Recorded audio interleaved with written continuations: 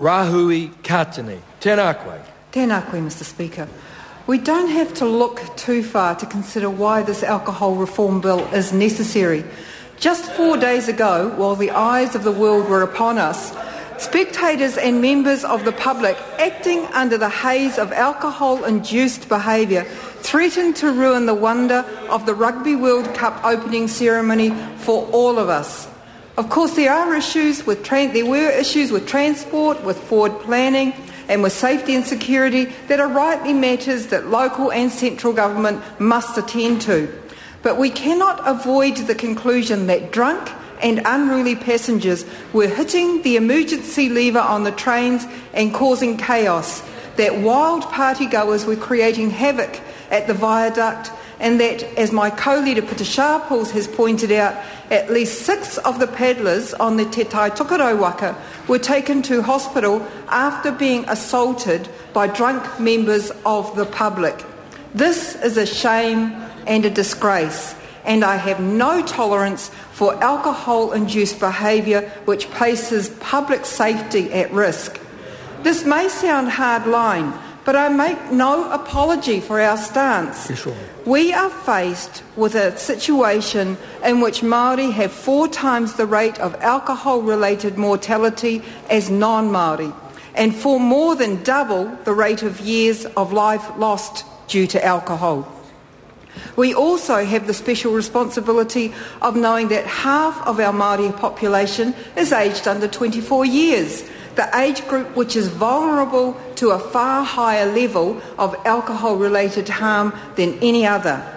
I am proud that in Te Waipounamu in 1879, all of the South Island iwi joined together to petition Parliament for the total prohibition of alcohol in the southern provinces. And I am deeply sorrowful that here we are, 132 years later, still tinkering around the edges of alcohol reform.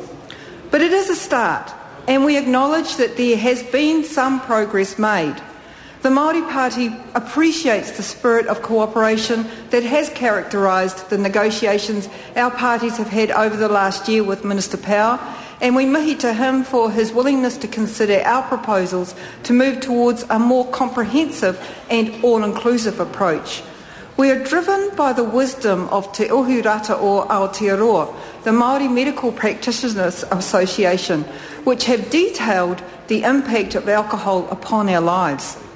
The excessive availability and consumption of alcohol has damaged the lives of whānau in a vast multitude of ways, including through motor vehicle accidents, psychiatric crises, cardiac and neurological emergency, assault, financial strain and childhood suffering.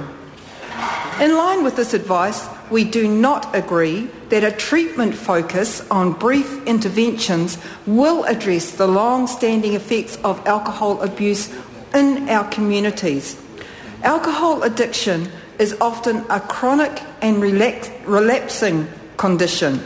It does not occur in isolation. Mental health, public health and social problems often coexist with addiction. And so we are also mindful of the advice from the National Committee for Addiction Treatment that the capacity of addiction services needs to at least double to enable those most severely affected by addiction to gain timely access to treatment. The Māori Party recommends that there should be a substantial investment in multiple approaches, bearing in mind that no single approach will work for everyone. We have been concerned that some of the rhetoric around the association to the Drivers of Crime alcohol workstream restricts treatment options to a context of offending. We believe a far wider approach is desirable, which takes a whole-of-life perspective. Approximately 1/3 of people with alcohol-related harm change organically as a natural development without the need for clinical intervention. These are people who make the lifestyle change because they have support around them to address their behaviour. This is whānau ora. The Māori Party believe we must really focus on the long-term outlook, the intergenerational shift that will ensure we reduce alcohol-related harm right across the whānau. And I think we must be mindful of a recent article in the New Zealand Medical Journal which reported that a large proportion of New Zealanders report the experience of physical, social, economic and psychological harms because of the drinking of others. This broader context of whānau ora must be considered in the discussion of alcohol reform.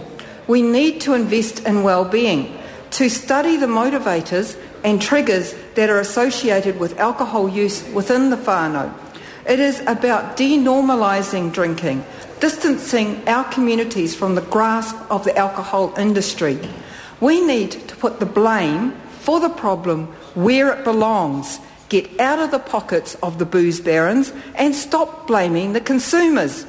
Alcohol is a drug, and those who produce, market, advertise and sell it should be the ones who are criminalised, not those socialised into thinking it is normal. While we wholeheartedly see the need for significant investment in the sector targeted at alcohol treatment services, we are strongly in support of any initiatives that lessen accessibility to alcohol, whether by limiting trading hours, limiting the number of alcohol outlets, or limiting the types of alcohol products available. We also maintain that alcohol taxation, minimum pricing and advertising restrictions are the most powerful tools in addressing the harms of alcohol use. We support the intention to keep these priority areas open, such as monitoring overseas developments on minimum pricing and working with the industry to investigate minimum pricing. We also support the proposal for a cross-agency advertising and sponsorship review, as recommended by the Law Commission.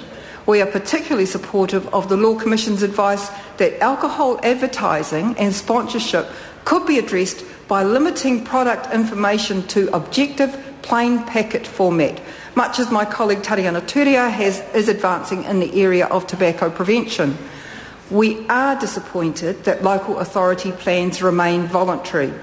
The liberalisation of alcohol sales, opening up supermarket sales, extending opening hours, reducing the minimum purchase age to 18, increased numbers and increased density of outlets have all compounded the problem of alcohol addiction in our communities, and we cannot help but be concerned that local flexibility may in fact open up more opportunities for alcohol-related harm. And I want to share with the House the comparison made by Te Runanga o Ngaitahu to the regime of environmental management. It was their contention that the rights protected under Article 2 of Te Tiriti o Waitangi include the capacity to protect and preserve the well-being of our greatest taonga, our people. Accordingly, their view is that iwi have a right to be decision makers on the supply and regulation of alcohol within their respective ancestral lands. The proposal to enable iwi input into local decision making will be proposed as a key amendment in the section on local alcohol policy.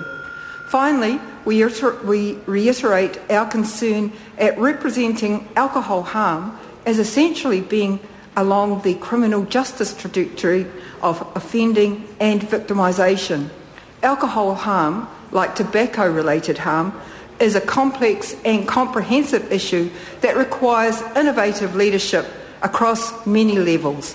The Māori Party will be supporting the second reading of the bill, and we propose to also introduce amendments during the Committee of the Whole House to reflect the areas where we have yet to achieve consensus.